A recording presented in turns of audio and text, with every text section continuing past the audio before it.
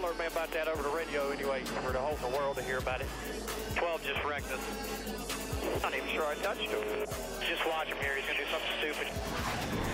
Oh, buddy. Let me know if he gets out. This changes everything. Who's going to win it? Green-white checker. Here we go.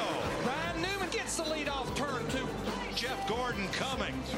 Hello, Newman. Kenseth's going to shut the door. Gordon walks up the racetrack. Here comes Kenseth. Inside, Jeff Gordon. Kenseth drove the corner. Here comes Hamlin. I can't believe what I just saw. All right, buddy, just the two of you now. Not yet, just keep coming. You'll get it. Stay on them. Go. Here they come. It's Harvey. He got him.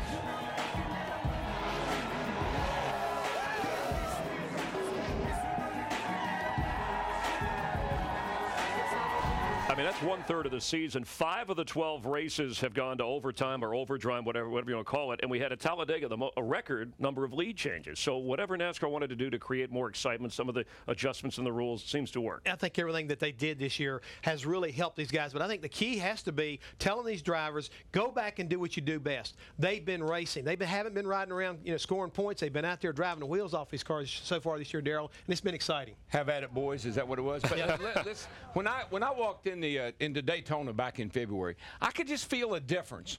There was an excitement. There was some enthusiasm. And, it's a tough economic times out there, and everybody has, ups and downs. But this sport right now is on a big roll. It's coming back. The ratings are good. Attendance is improving. I love where we're headed with this sport this year. Yeah, the up to 3 green-white checkers, double file restarts. The double file restarts is huge. Created a major excitement factor on the track. Coming up, we'll hear from Jimmy Johnson. He's won 4 straight championships, but how comfortable is he about the 5th?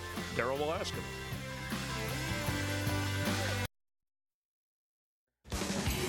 The Coca-Cola 600 on Fox is sponsored by Cobalt Tools. Cobalt, the next generation of tough tools. By DirecTV, for the most sports, period.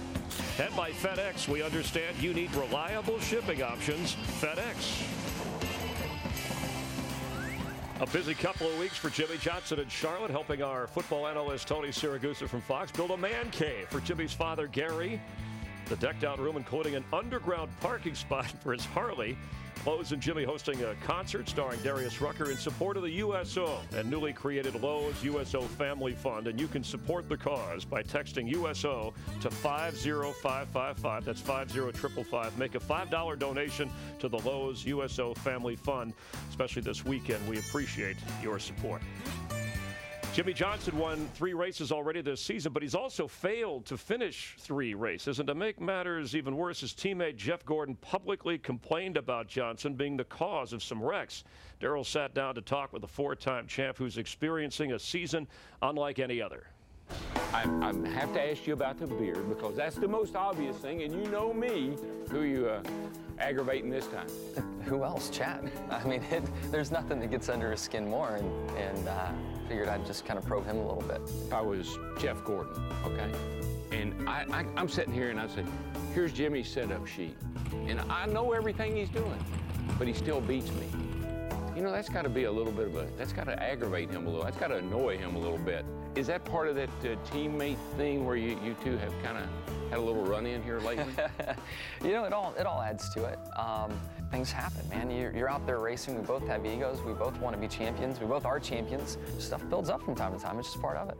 I finally got to a point where I said, okay, for 8 or 9 years here, I've been taking more than I've been receiving. I finally had my fair share, and threw a tire mark on the side of them, and then things were there, and we talked, and it was fine. And then we go to Talladega, and a mistake I made kind of set things off again, and carried on and went on. So it's been exciting.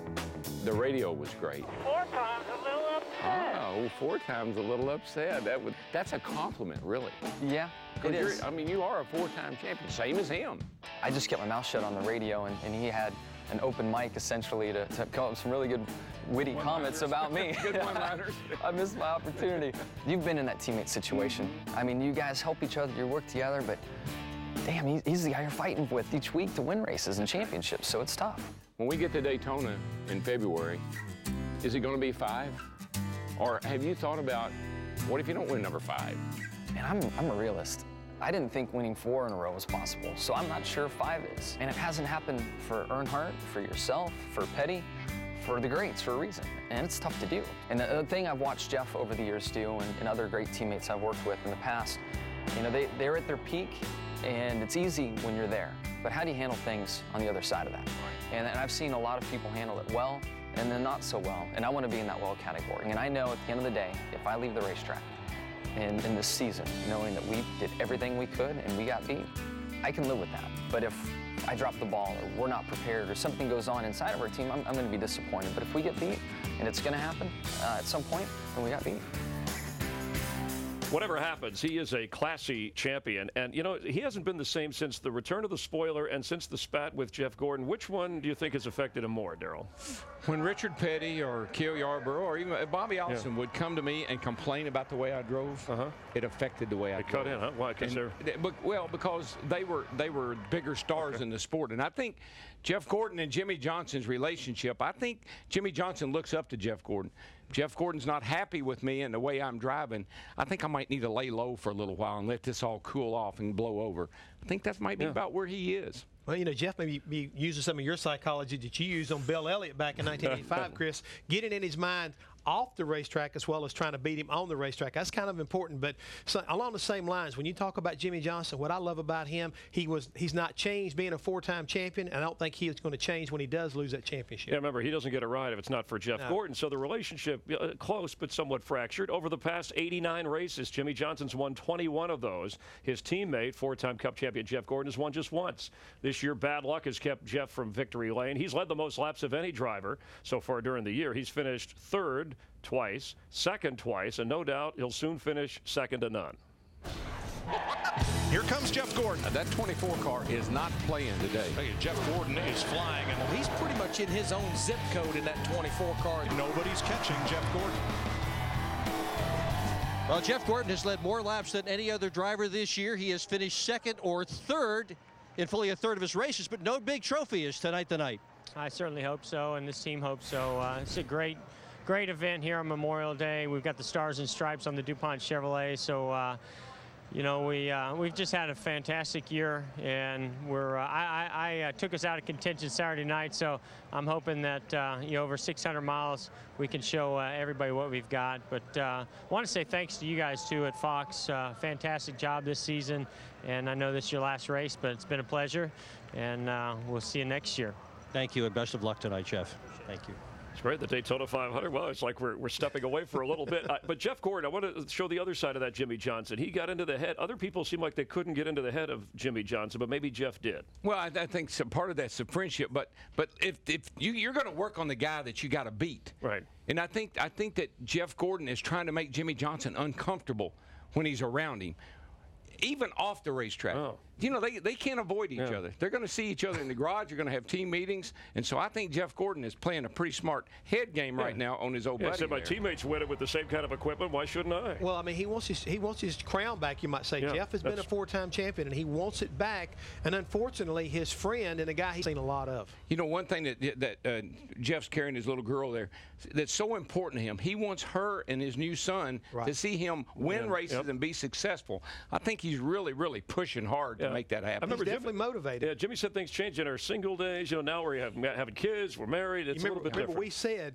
that we saw a different Jeff Gordon. When he went that National Guard piece we did a few races ago, I saw a difference in him, and I still do today. All right, we saw a different Jeff Hammond and Dick Bergeron. You can cross skydiving off the bucket list for those two. This week they were sky high parachuting with the U.S. Army Golden Knights. The Golden Knights are 13,500 that's in the yellow, right? That's me in the yellow right there, doing the Superman. We're having a lot of fun. And there's another Superman coming out of the plane, Dick Bergeron, along with his tandem guide bike right there, having a great time. And guys, you know what?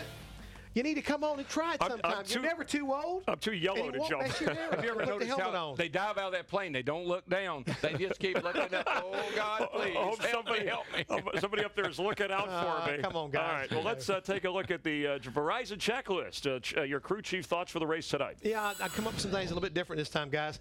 First and foremost, tunability. You got to be able to have this car where you can adjust on it. You know it's going daylight to dark. It's going to be racetrack changing because of the rubber. Got to have that car tunable. Also, it's got got to be reliable. That extra 100 miles doesn't seem like a lot, but it's got to be there when it counts if you want to wind up winning this race. Reliable cars are going to be a must tonight. Last but not least, you do the